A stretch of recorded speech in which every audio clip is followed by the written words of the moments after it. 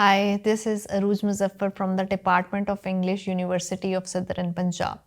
I was discussing in our previous lecture with you that who are the South Asian writers who have used the technique of creative nonfiction and how successful they had been in creating an impact over the minds of the readers and listeners into this era and area, and how this genre is being so successful for the readers who have a critical insight. So today our lecture is going to discuss certain points and certain literary elements that are used in literary journalism, and how that literary journalism is one of the most dynamic and enriching forms of non-fiction writing is, and how we are going to explore it and merge it with accuracy, ethical responsibility, and investigative nature of journalism with depth in style and narrative richness of literary writing as well. So, as we know that as a genre, this literary journalism compels readers not only to understand events but to experience them. The experience which is emotional and intellectual and imaginative, obviously, as well. So, to achieve this, literary journalism relies heavily on a range of literary elements that are traditionally associated with fiction but are deployed here within the boundaries of truth. These elements include vivid description, characterization, narrative structure, point of view, symbolism, imagery, tone, dialogue, scene construction, metaphorical language, and thematic depth. All of these points are used into this genre into a very spontaneous and natural tone. And understanding these literary tools is essential for appreciating how literary journalism expands the limits of nonfiction and transforms factual storytelling into compelling narrative art. One of the most defining literary elements in literary journalism is narrative storytelling, which structures real events into coherent, engaging stories rather than presenting them as isolated facts. Well, it is basically about the idea that how structure is so important to make a report a story, and how the impact of a report and story differs on the minds. Obviously, story carries an emotional appeal and a far greater influence as compared to simple report. Traditional journalism often relies on the inverted pyramid, beginning with the most important facts and following with supporting details. And literary journalism, however, it tends to adopt narrative arcs typically found in fiction: exposition, rising action, conflict, climax, and resolution as well. By shaping nonfiction within a narrative framework, the writer allows the reader to experience the unfolding of events much more intimately and delicately. For example, instead of immediately providing conclusions, the writer builds suspense. He introduces complications and reveals information gradually, which carries a greater effect. And this narrative progression creates emotional engagement and helps reader invest in the lives of the subject. And it also allows the writer to highlight underlying themes, which may be social inequality, human resilience, cultural changes, or by positioning these events with a meaningful sequence.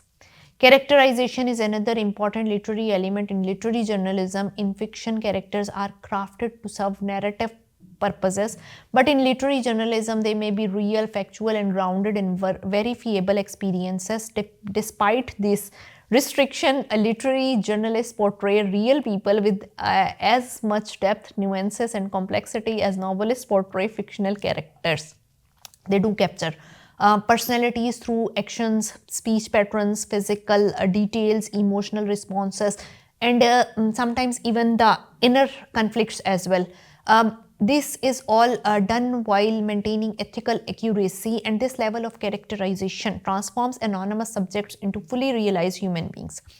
Readers see their motivations, struggles, fears, and hopes, which leads to deeper empathy and understanding. And writers like Truman Capote, John Didion, and John Krakauer are known for crafting memorable portraits.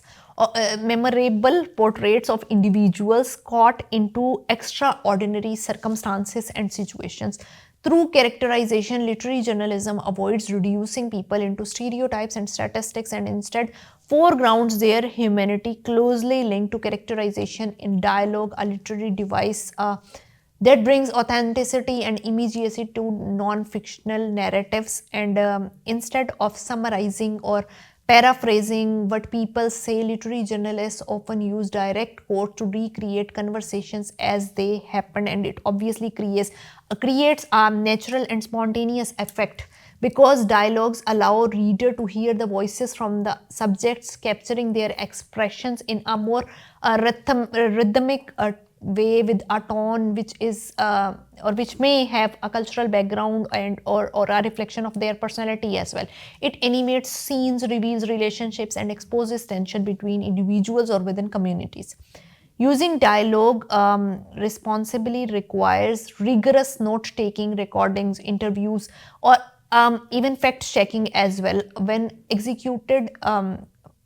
When all of this phenomena is executed well, dialogue transforms the reading experiences, turning factual accounts into vivid encounters. It situates readers in the room, enabling them to witness the emotions, conflicts, and insights revealed in a conversation. Another essential element of literary journalism is setting and detailed description, sometimes referred as thick description as well.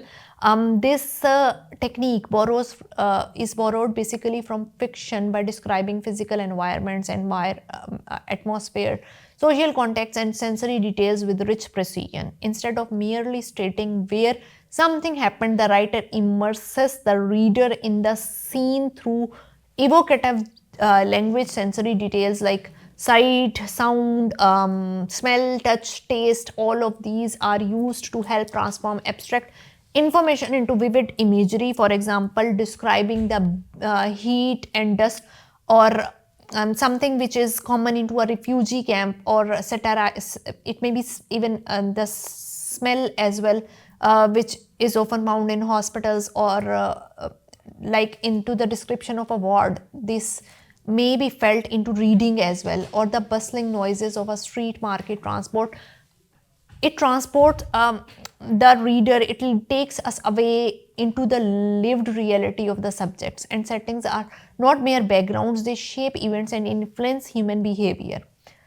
So, in literary journalism, descriptive scene setting contextualizes the events and underscores the social, political, or emotional environment in which they unfold. When the setting is richly described, readers gain a deeper, more holistic understanding of the narrative. And among all of these, imagery and symbolism also play an important role in the literary journalistic tradition.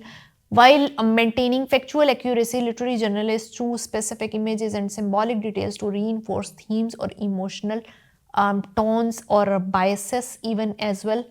Imagery basically enhances the mood of the narrative, whether it is bleak, hopeful, tense, contemplative. Symbolism, meanwhile, allows the writer to highlight deeper meanings without overtly stating them. A recurring object or motif might symbolize a larger social issue or emotional conflict. For example, descriptions of a broken objects in a war zone may subtly evoke the fragmentation of human lives.